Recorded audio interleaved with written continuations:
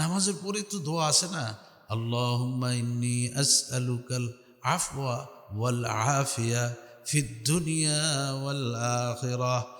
আপনার সুস্থতার জন্য সালামের পরে দোয়া আছে, সালামের নামাজে সালামের পরে একটু দোয়া করবেন, আস্তাগফিরুল্লাহ আস্তাগফিরুল্লাহ আস্তাগফিরুল্লাহ আল্লাহুম্মা আনতাস সালাম ওয়া মিনকাস সালাম তাবারাকতা ইয়া যাল জালালি ওয়াল ইকরাম আল্লাহুম্মা আইন্নি আলা যিকরিকা ওয়া শুকরিকা ওয়া হুসনি ইবাদাতিক আল্লাহুম্মা কিনি আযাবাকা ইয়াওমা তাবআসু ইবাদাক আল্লাহুম্মা ইন্নী আসআলুকাল আফিয়া ফিদ দুনিয়া ওয়াল আখিরাহ। কোথায় কোথায়?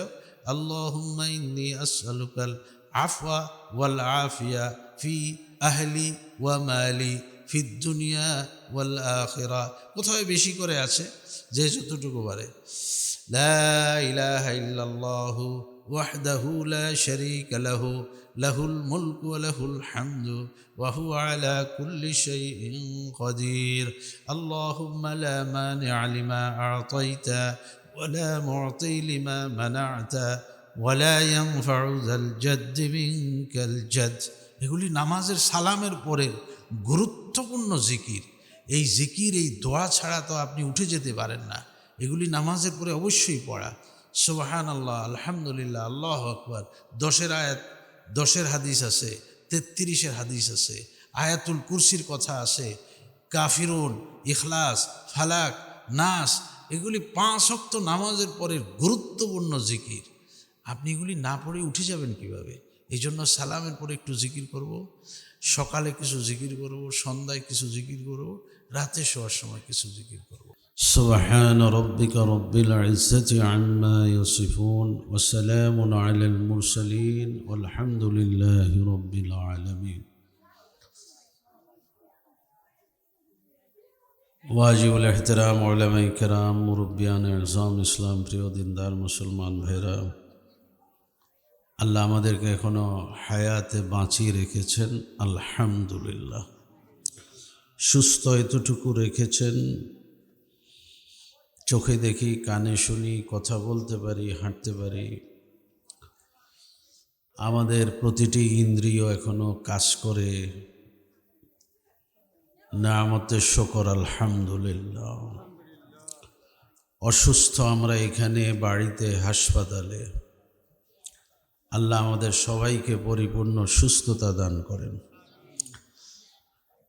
মুহতারাম, ওয়াজ এর অর্থ হলো নসিহত। নসিহত মানে উপদেশ, উপদেশ মানে ভালো কথা। ভালো কথার চর্চা সমাজে থাকলে সমাজ থাকবে, ভালো কথা বলার চর্চা না থাকলে সমাজ থাকবে না। সমাজের উঁচা নিচা থাকবে না, ছোট বড় থাকবে না, ইজ্জত সম্মান, মুরব্বি বলতে যে কথাটা বুঝায় এটা হারিয়ে যাবে। যতটুকু আছে এগুলি আপনার কিছু ওয়াজের কারণেই এখন এতটুকু আছেন। আপনি হাঁটার পথে, চলার পথে, বাড়িতে মাঝে মাঝে বলেন এটা করিও না, এটা করা ভালো না। বড়দের সামনে এভাবে কথা বলে না, বড়দের সামনে উঁচু আওয়াজে কথা বলে না, আল্লাহর নাম নিয়ে ঘর থেকে বের হও। এই কথাগুলিকে ওয়াজ বলে। এই ওয়াজটা সমাজে না থাকলে সমাজ থাকে না। সেই সূত্রে আপনাদের এখানে একটা ওয়াজ মাহফিল, ডক্টর মরহুম আব্দুল গনি সাহেবের স্মরণে এই মাহফিল, ওনাদের বংশধররা এই মাহফিল করেন। আল্লাহ তাআলা যারা গত হয়েছেন আজকের এই মাহফিলকে কেন্দ্র করে আল্লাহ তাআলা সকলের কবরে আযাব মাফ করে দেন। আমরা যারা আছি এখন, আল্লাহ আমাদেরকে হায়াতে বরকত দান করেন, আমাদের রিজিকে বরকত দান করেন, আমলে বরকত দান করেন, ইলমে বরকত দান করেন। এখন যে কয়টা ইলমি কথা শুরু হবে অল্প সময়, আমার ভাই যে কথা ঘোষণা করতে চাইছিলেন, বলতে চাইছিলেন, বিষয়টা হচ্ছে নবী রাসূল এদের আগমনের ধারাবাহিকতা শেষ হয়ে গেছে। তো সর্বশ্রেষ্ঠ, সর্বকালের সর্বযুগের শ্রেষ্ঠ রাসূল যিনি, উনিও এসে দুনিয়া থেকে চলে গেছেন। তাহলে তো আর দুনিয়া রেখে লাভ নেই, আর দুনিয়া থাকবেও না। এখন শুধু দেখার পালা যে কিভাবে চলে যায়। আমি যতটুকু দেখব এতটুকুই, আমি হয়তো সবটা দেখব না, কিন্তু দুনিয়া একটা ধ্বংসের দিকে যাচ্ছে। আমি কে, আমার পরিচয়টা কি, আপনি কে, আপনার পরিচয়টা কি, এটা জানলে সহজ। ভাই যে কালবি আলোচনাটা করতে চাইছিলেন বা ইশারা করেছেন, বিষয়টা হচ্ছে আমার যে দেহটা, আপনার যেই দেহটা, এটা মাটি দিয়ে তৈরি। আমার ভিতরে, আপনার ভিতরে যে সত্তাটা আছে, আমার যে জাত, এটাকে রূহ বলে। এই রূহ, আত্মা, এটা শরীরের মধ্যে ছিল না, মাত্র সেদিন আসছে, আবার যে কোনো সময় চলে যাবে। তারপরে কি হবে? দেহটা পড়ে থাকবে, এটার নাম হয়ে যাবে লাশ। লাশের একটা সন্ধি বিচ্ছেদ আছে, লাশাই, যার কেউ নাই, কিছু নাই। এটা হলো আমার দেহ। তৈরি মাটি, খায় মাটি, চলে যাবে মাটির ভিতরে। আমি মাটির তৈরি না, আমি মাটি খাই না, আমি মাটির ভিতরে যাব না। তাহলে খুব সহজ, আপনি অঙ্ক মিলাইতে পারবেন, কোনটা আমি, কোনটা মাটি, কোনটার যত্ন নিব কিভাবে। মাটির একটা যত্ন আছে, আমার একটা যত্ন আছে। মাটির যত্ন নেওয়ার জন্য, মানে মাটির শরীরের যত্ন নেওয়ার জন্য শরীয়তে অনেক নির্দেশনা আসছে। কোনটা খেলে স্বাস্থ্য ভালো থাকবে, আমি না, স্বাস্থ্য ভালো থাকবে, শরীর ভালো থাকবে, কোনটা খেলে শরীর নষ্ট হবে, কি করলে শরীর ভালো থাকে, এগুলি শরীয়তে নির্দেশ দেওয়া আছে। শরীয়তে এমন এমন কথা বলা হয়ে গেছে, যে কথাগুলি আমাদের সমাজে চর্চা নাই, আলোচনা নাই।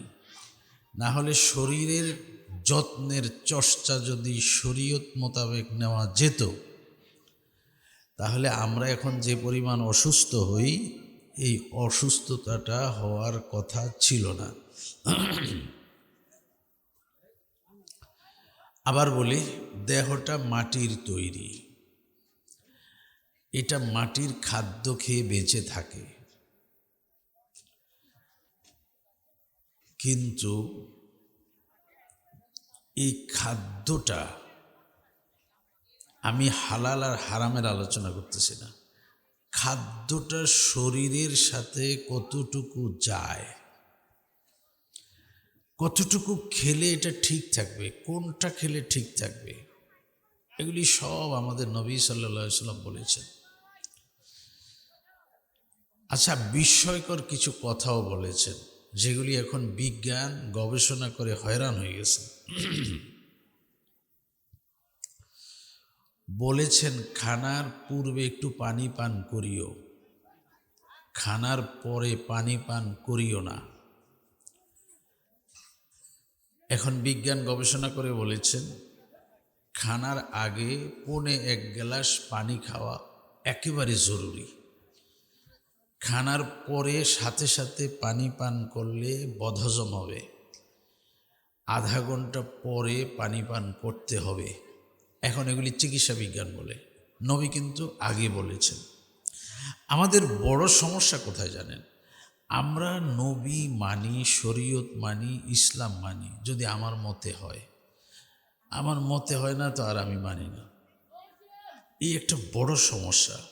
অবশ্য ঈমান কি জিনিস? ঈমান হচ্ছে একেবারে অদৃশ্য জিনিসের উপর বিশ্বাস করা, এটা হলো ঈমান। তো খাবেন, আপনার টাকা দিয়ে আপনি খাবেন, কিন্তু আপনাকে বলেছে মাছ গোশত একসাথে না খাওয়ার জন্য,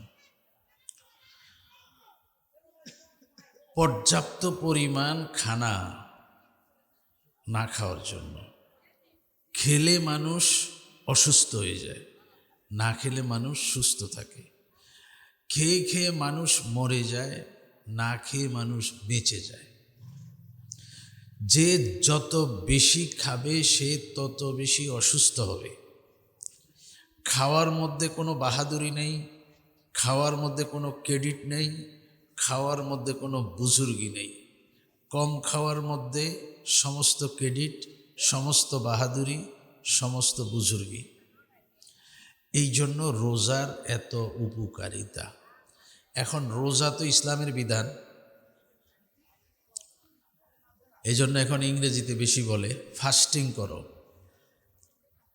তো ফাস্টিং বললে তো আর শরীয়ত হয় না, এই জন্য এখন কৌশলে বলে ডাক্তাররা ফাস্টিং করেন। ফাস্টিং ফাস্টিং মানে না খেয়ে থাকেন, 12 ঘন্টা না খেয়ে থাকেন। তো ওই তো রোজার কথাই বলেছে, কিন্তু রোজা বললে ইসলামের কথা হবে, এই জন্য বলে না। মানুষ তো এরকমই, মানুষ মুসলমান হয়ে থাকতে চায় কিন্তু মুসলমানই পরিচয় দিয়ে থাকতে চায় না।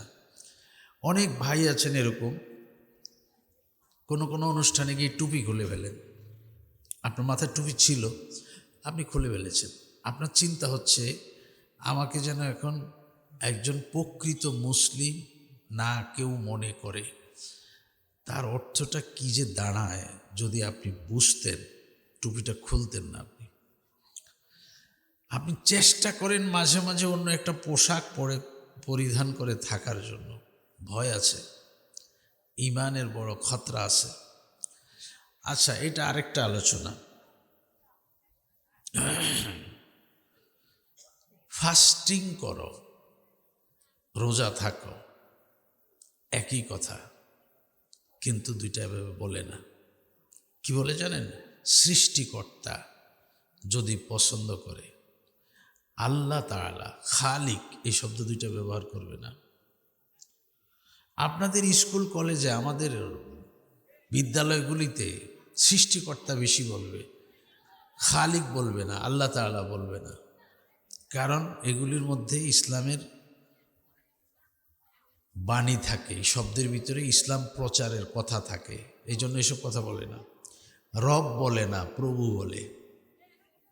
এগুলি কৌশলী শব্দ, সব ইচ্ছা করে করে এইসব শব্দ প্রয়োগ করে সেকুলার সাজার জন্য। আমি একজন সেকুলার মুসলিম, কি পরিমাণ ডাঁটানো দরকার ছিল যখন সে বলে আমি সেকুলার মুসলিম। সেকুলার আবার মুসলিম হয় কীভাবে? আচ্ছা, আপনারা মফস্বলে আছেন, সব কথা হয়তো নাও নিতে পারেন, নাও বুঝতে পারেন। তো মহতারাম, মানুষ মুসলিম পরিচয় দিয়ে সমাজে চলতে কেমন জানি ভয় পায়, কেমন জানি ভয় পায়। আমার নামও নেই, আপনার নামও নেই, কারো মনে করেন নাম নেই। একটা ইসলামের মার্কা আছে নির্বাচনে। আমি আবার বলি, ওই মার্কা কার এটা লেখা নেই, ব্যক্তির নাম নেই, লেখা আছে এটা ইসলামী মার্কা। তারপরেও কিন্তু আপনি ভোট দিবেন না। আমারে না অপছন্দ করেন, আমি না আপনারা অপছন্দ করি। হয়তো আমার বিভিন্ন কারণে আমাকে দেখতে পারেন না, আমি বিভিন্ন কারণে আপনাকে দেখতে পারি না। দুইজনের কারো নাম নেই, কিন্তু ইসলামের একটা প্রতীক আছে। আপনাকে বলা হয় যে ভোট দেন, আপনি দিবেন না। আপনি সেকুলার পন্থীদেরকে ভোট দিবেন। আপনি সেকুলার মুসলিম। বুঝবেন, বুঝবেন, সময়টা পার হয়ে যাবে তখন। আচ্ছা, শরীরের যত্নের কথা আসছে, ফাস্টিং বলা হয়, রোজা বলা হয় না। যাই হোক, আপনি রোজা বলেন আর ফাস্টিং বলেন, পেট যদি খালি রাখেন অসংখ্য রোগ এমনিতেই ভালো হয়ে যাবে। এই জন্য আমাদের নবী, এই কথাতে চলে আসছে, এই জন্য আমাদের নবী সাল্লাল্লাহু আলাইহি সাল্লাম বলেছেন, ক্ষুধা লাগলে খেয়েও, ক্ষুধা থাকতে শেষ করে দিও। আমি কালবি আলোচনাটা ধারে যাচ্ছি না, রুহের আলোচনা করতেছি না, আগে শরীরটা নিয়ে একটু কথা বলি, তারপরে রুহ নিয়ে একটু কথা বলব। শরীরের যত্নের কথা আছে ইসলামে, তারপরে না আত্মার যত্ন। ক্ষুধা লাগলে খাও, ক্ষুধা থাকতে শেষ করে দাও, যদি সুস্থ থাকতে চাও। এটা একটা মন্ত্রের মতো শিখেন। ক্ষুধা লাগলে খাবো, ক্ষুধা থাকতে শেষ করে দিব। ক্ষুধা লাগলে খাবেন, এটা খুব সহজ। তবে জাহাঙ্গীর কবির নামে একজন ডাক্তার আছেন বাংলাদেশে, খুবই মানুষ ওনার থেকে ইস্তেফাদা নিচ্ছেন, উপকার পাচ্ছেন, বিশেষ করে ডায়াবেটিস রোগীরা। উনি বলেছেন ক্ষুধারও একটা অর্থ আছে। একটু ক্ষুধা লাগলে খেও না, ভালো করে ক্ষুধা লাগলে খাও।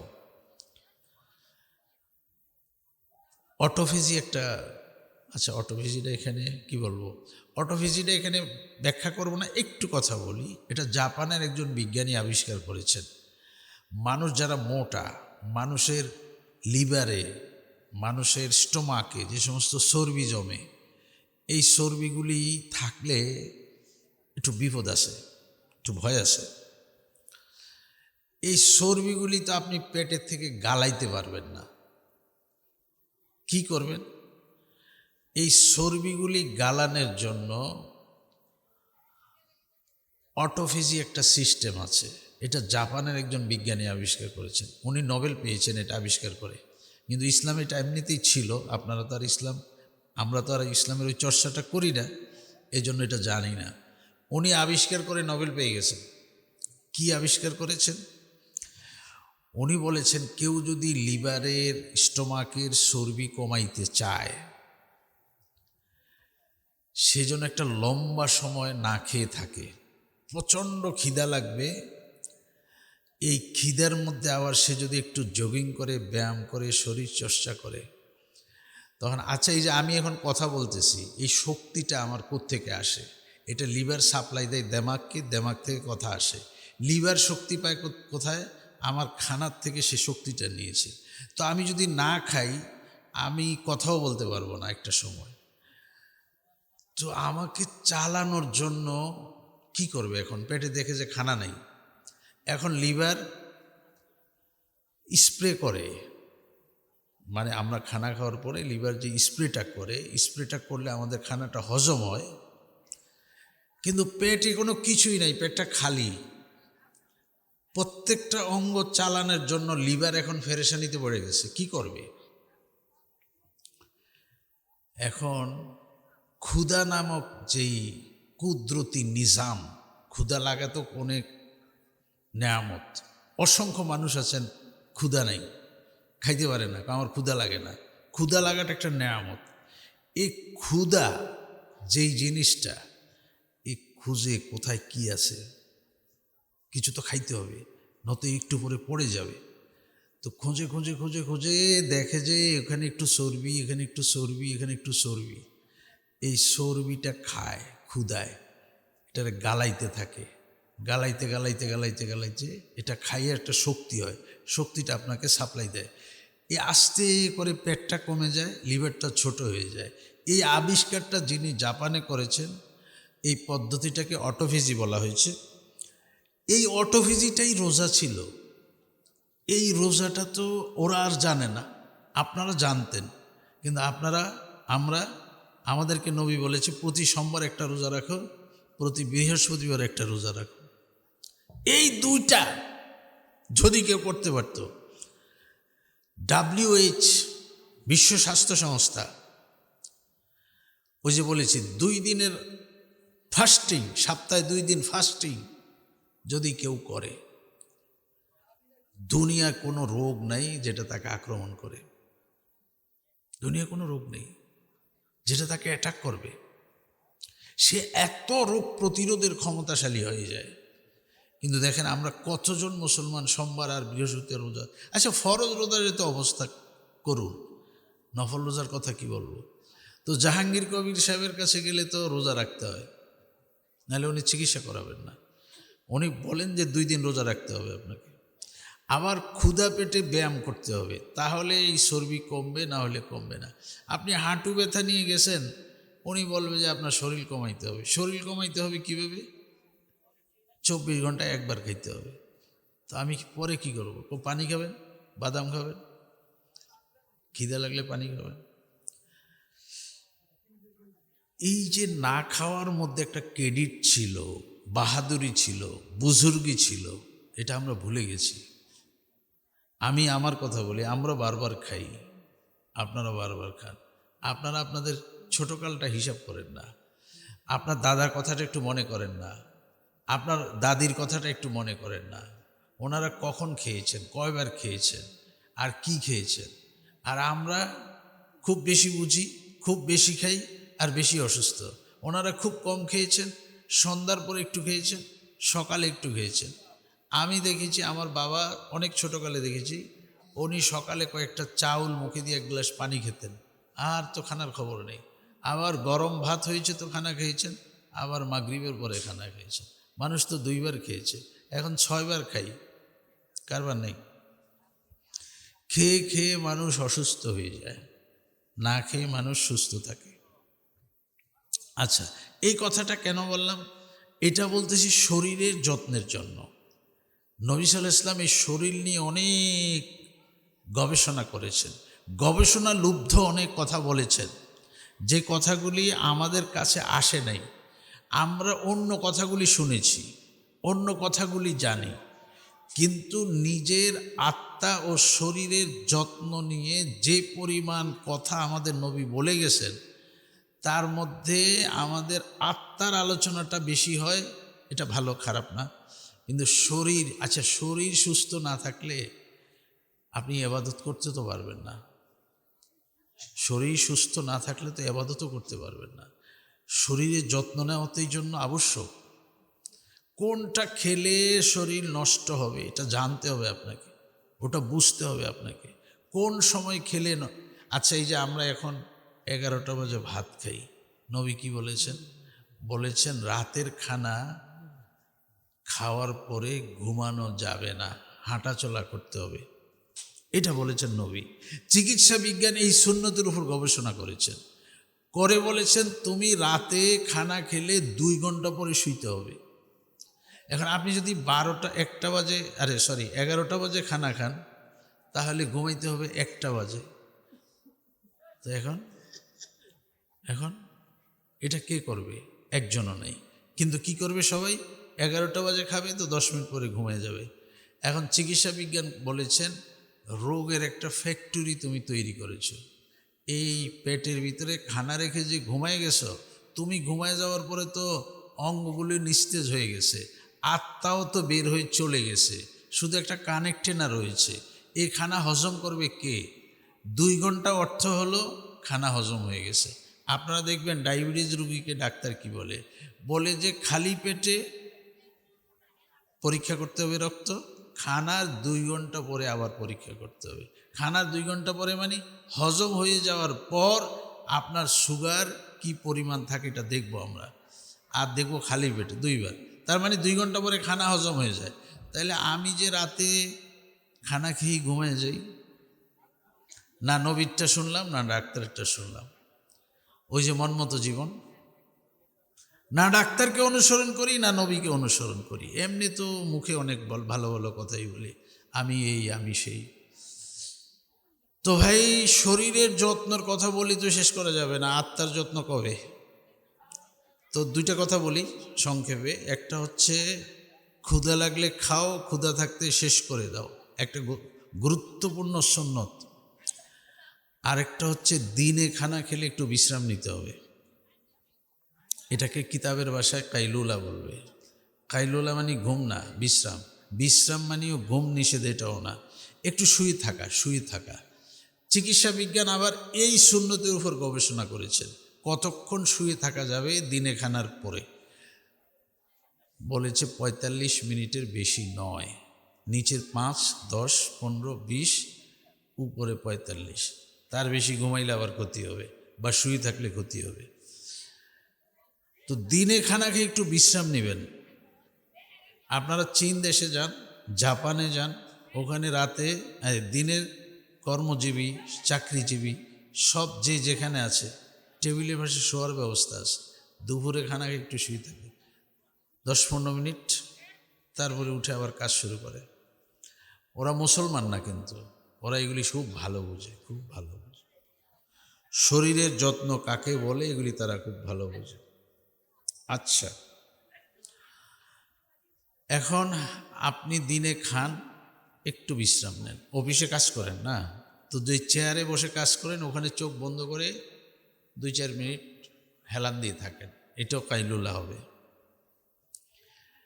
এটাও কাইলুলা হবে, এটাও সুন্নত আদায় হবে। একেবারেই বিশ্রাম না নিয়ে আবার কাজ শুরু করে দিবেন, তাহলে আবার রোগে আক্রান্ত হয়ে যাবেন, আবার স্বাস্থ্যের বড় ক্ষতি করে ফেলেছেন।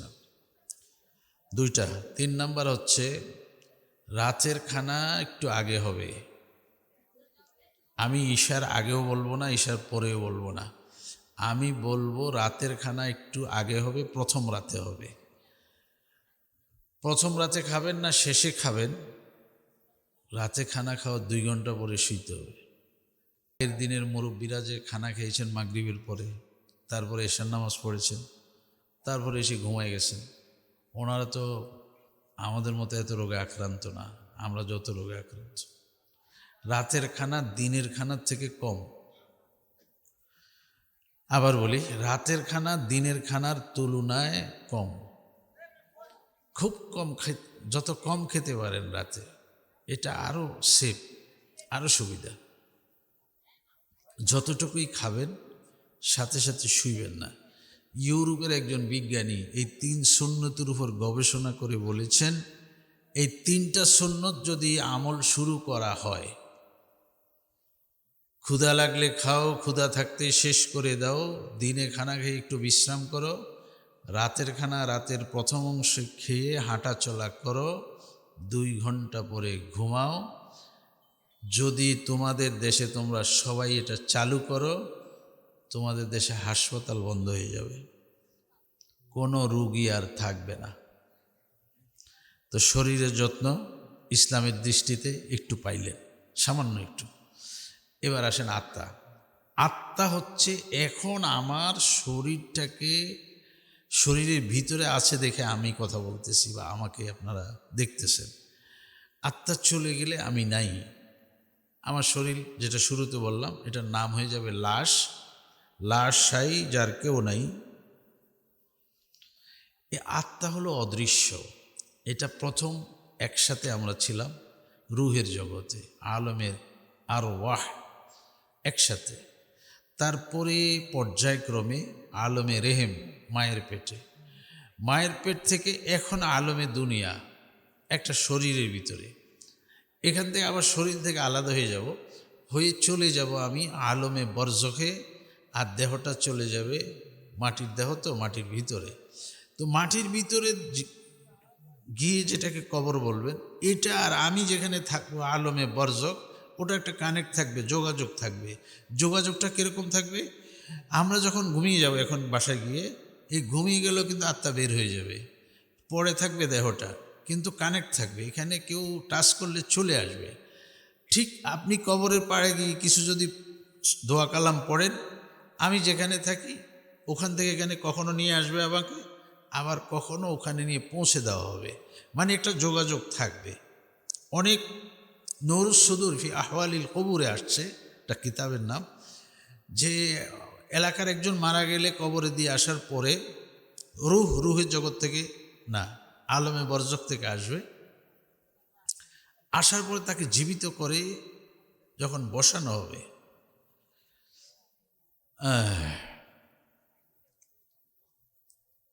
প্রশ্ন 3টা করে তারা যখন চলে যাবে, তখন আগের মুরব্বীদের রূহগুলো আসবে, এসে জিজ্ঞাসা করবে, তুমি চলে আসছো, অমুকের কি খবর? কার কথা জিজ্ঞাসা করেন? কয় অমুক, অমুকের বাপ। সে তো আরো কত আগেই দুনিয়ার থেকে চলে আসছে। তো আমরা যে দেখলাম না। তো আরেকজনে বলে, ও মনে হয় সে সিজ্জিনে চলে গেছে, জাহান্নামের দিকে চলে গেছে, এই জন্য আমাদের সাথে দেখা হয় না। এরকম কথা বিনিময় হয়, কিন্তু একটা জগৎ ভাগ আছে। কেউ ইল্লিনে, কেউ সিজ্জিনে রুহগুলি, কেউ আরাফে, কেউ পাখা বিশিষ্ট হয়ে উড়ে বেড়াবে। এই যে ভাগ হবে পরে, এটাকে আলমে বরজখ বলবে।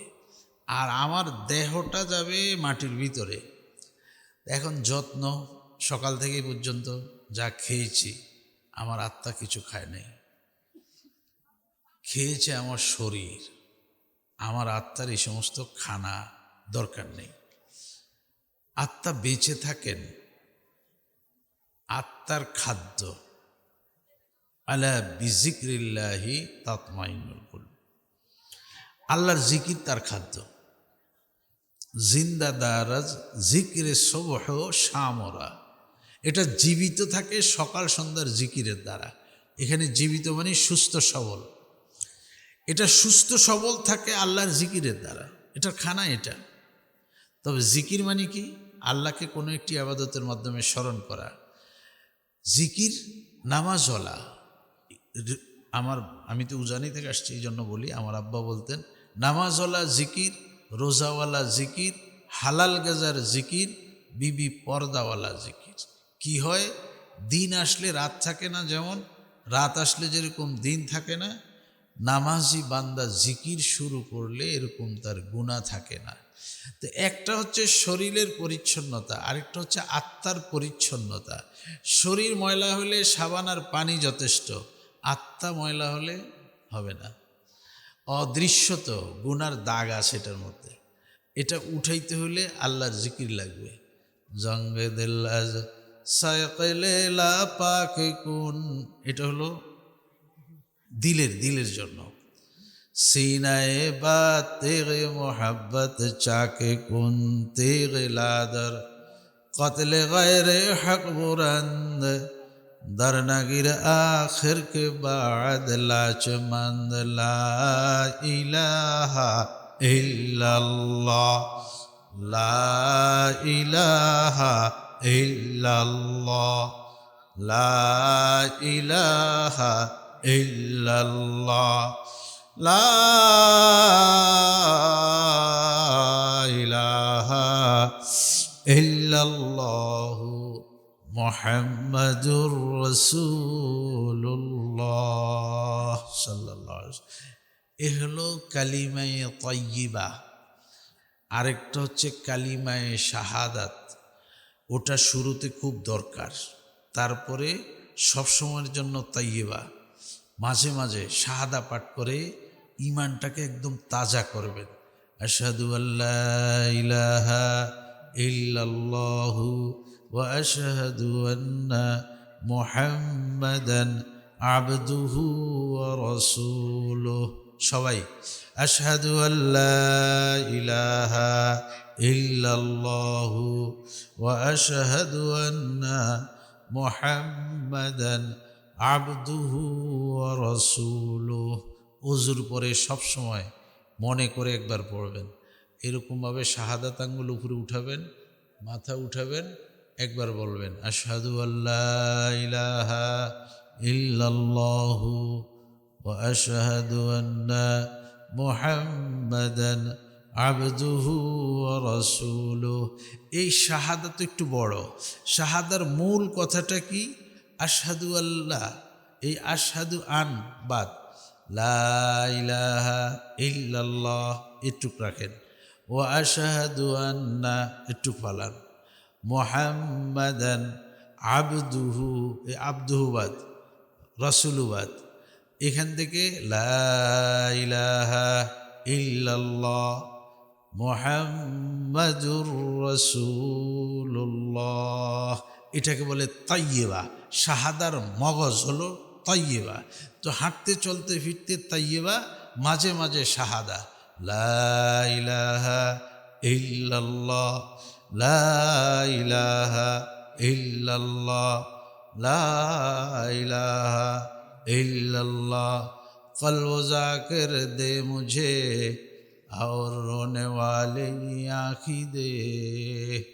কখনো কখনো জবান যদি জিকির করতে থাকে, করতে করতে করতে আর জবান যদি জিকির নাও করে, কলবে জিকির চালু হয়ে যায়। এটা একটু সময়ের ব্যাপার। এটা হলো কালবি জিকির বলে। জিক্রে খাফি আছে, জিক্রে সির আছে, একটু সময় লাগে ওখানে যাইতে। আগে জবান দিয়ে শুরু করতে হয়। कल्ब जाकिर दे मुझे और रोने वाली आँखी दे, ताकि मैं रोता रहूं तेरे रज़ा की वास्ते। अल्लाह अल्लाह अल्लाह अल्लाह अल्लाह अल्लाह अल्लाह अल्लाह अल्लाह अल्लाह।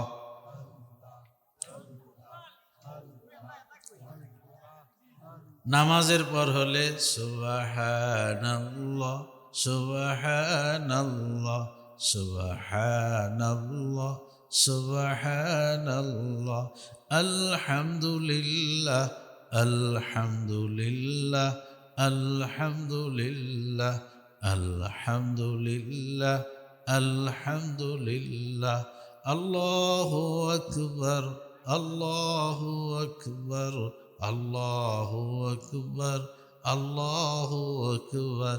এই এখন গিয়ে যে শুয়ে যাবেন, এখানেও তো এই জিকিরগুলি আছে। তো আল্লাহ তাআলা কলবি খাদ্য কলবকে দেওয়ার, শরীরের খাদ্য শরীরকে দেওয়ার আল্লাহ তৌফিক দান করেন। এই আলোচনার মূল বক্তব্য হচ্ছে যত্ন নিব দুইটার। শরীরেরটাও নবী সাল্লাল্লাহু আলাইহি সাল্লাম বলেছেন অত্যন্ত গুরুত্বের সাথে স্বাস্থ্য শরীরের যত্ন। নামাজের পরে তো দোয়া আছে না, আল্লাহুম্মা ইন্নী আসআলুকাল আফওয়া ওয়াল আফিয়া ফিদ দুনিয়া ওয়াল আখিরাহ। আপনার সুস্থতার জন্য সালামের পরে দোয়া আছে। সালামের নামাজে সালামের পরে একটু দোয়া করবেন, আস্তাগফিরুল্লাহ আস্তাগফিরুল্লাহ আস্তাগফিরুল্লাহ আল্লাহুম্মা আনতাস সালাম ওয়া মিনকাস সালাম تباركت يا ذا الجلال والإكرام اللهم أعني على ذكرك وشكرك وحسن عبادتك اللهم قني عذابك يوم تبعث عبادك اللهم إني أسألك العافية في الدنيا والآخرة কোথায় কোথায় اللهم إني أسألك العفو والعافية في أهلي ومالي ফি দুনিয়া ওয়াল আখিরা। কোথায় বেশি করে আছে যে যতটুকু পারে। লা ইলাহা ইল্লাল্লাহু ওয়াহদাহু লা শারীকা লাহু লাহুল মুলকু ওয়া লাহুল হামদু ওয়া হুয়া আলা কুল্লি শাইইন কাদির। আল্লাহুম্মা লা মানি'a লিমা আ'তাইতা ওয়া লা মু'তি লিমা মানা'তা ওয়া লা ইয়ানফা'ু যাল জাদ্দি মিনকাল জাদ। এগুলি নামাজের সালামের পরে গুরুত্বপূর্ণ জিকির। এই জিকির, এই দোয়া ছাড়া তো আপনি উঠে যেতে পারেন না। এগুলি নামাজের পরে অবশ্যই পড়া। সুবহানাল্লাহ আলহামদুলিল্লাহ আল্লাহু আকবার। 10 আয়াত, 10 হাদিস আছে, 33 হাদিস আছে, আয়াতুল কুরসির কথা আছে, কাফিরুন, ইখলাস, ফালাক, নাস, এগুলি 5 ওয়াক্ত নামাজের পরে গুরুত্বপূর্ণ জিকির। আপনি এগুলি না পড়ে উঠে যাবেন কিভাবে? এই জন্য সালামের পরে একটু জিকির করব, সকালে কিছু জিকির করব, সন্ধ্যায় কিছু জিকির করব, রাতে শোয়ার সময় কিছু জিকির করব। তাহলে আমার কলব একদম তরতাজা। আর শরীরের যত্ন যেভাবে নবী নেওয়ার জন্য বলেছেন, এইভাবে নেওয়ার আল্লাহ আমাদেরকে তৌফিক দান করেন। আপনাদের মাহফিলকে আল্লাহ কবুল ও মঞ্জুর করেন। আলহামদুলিল্লাহ, আমি তো প্রথম দেখলাম আপনারা অল্প কয়েকজন, এখন তো অনেকজন বসেছেন। আপনাদের বরকতে হয়তো আল্লাহ কিছু কথাও বলাইছেন। তো যারা ইন্তেজামটা করেছেন, যাদের রুহের মাগফিরাত কামনা করে ইন্তেজাম করেছেন, আল্লাহ ওনাদের দিলের আশা, মনের ভাষণা কবুল ও মঞ্জুর করেন।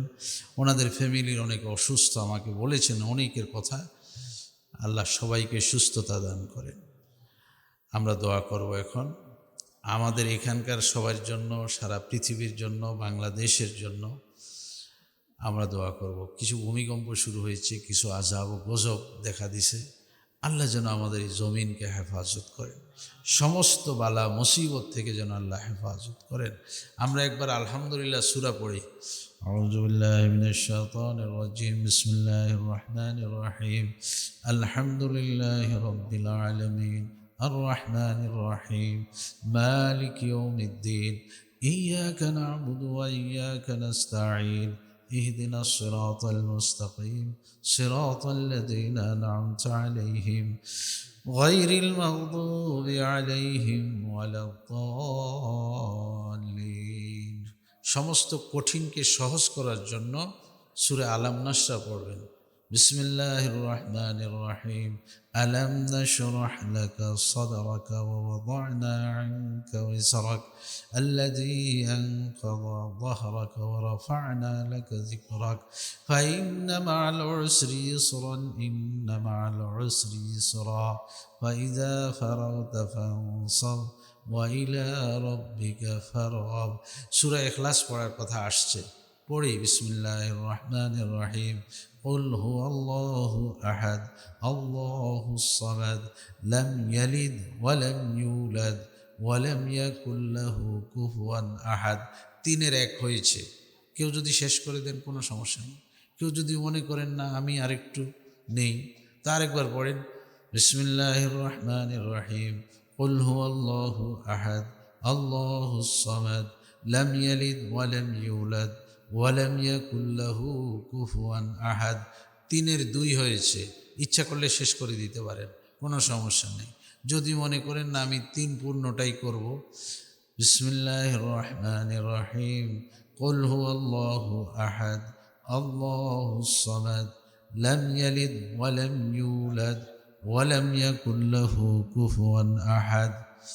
আলহামদুলিল্লাহি রাব্বিল আলামিন والصلاة والسلام على رسوله محمد النبي الأمي وعلى آله وسلم تسليما ربنا ظلمنا أنفسنا وإن لم تغفر لنا وترحمنا لنكونن من الخاسرين।